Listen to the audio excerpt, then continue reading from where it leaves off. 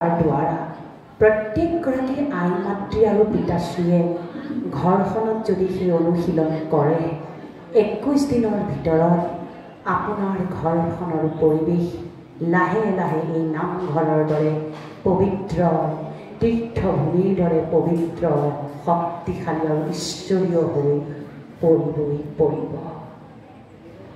আমি প্ৰত্যেকেই প্ৰভু ভগৱন্তৰ অতি স্নেহী অতি মৰমৰ সন্তান।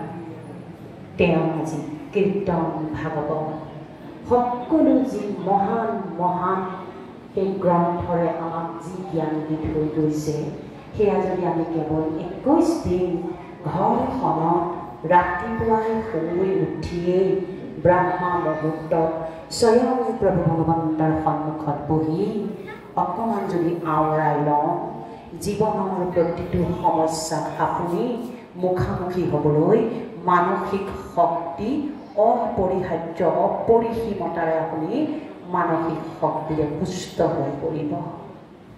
প্ৰথমটো হৈছে সকলোৱে চকু মুদি মোৰ অনুৰোধ যে মনে মনে এই সংকল্পখিনি আমাৰ লগত কয়, মই শক্তিশালী পৰমাত্মাৰ সন্তান হওঁ। মোৰ মন বুদ্ধি শক্তিশালী সুস্থ আৰু সবল।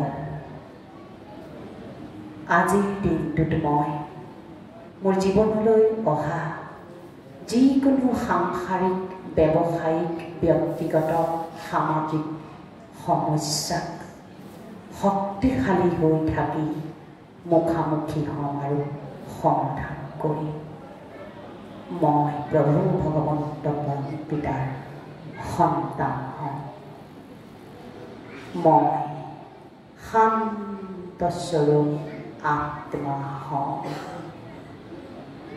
শান্তি মোৰ স্বধৰ্ম। শান্তি মোৰ জনসিদ্ধ অধিকাৰ।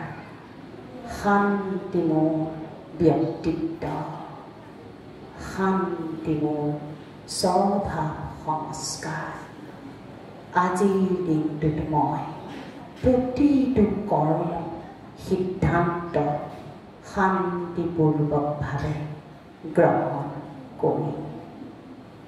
আজিৰ দিনটোত মই মোৰ মন বুদ্ধি শান্ত আৰু শীতল কৰি ৰাখি মই শান্তিৰ সাগৰ পৰম পিতাৰ সন্তান হওঁ। মই জ্ঞানী আত্মা। মই স্বয়ং প্ৰভু ভগৱন্ত পৰমাত্মাৰ জ্ঞান শ্ৰেষ্ঠ সন্তান। মই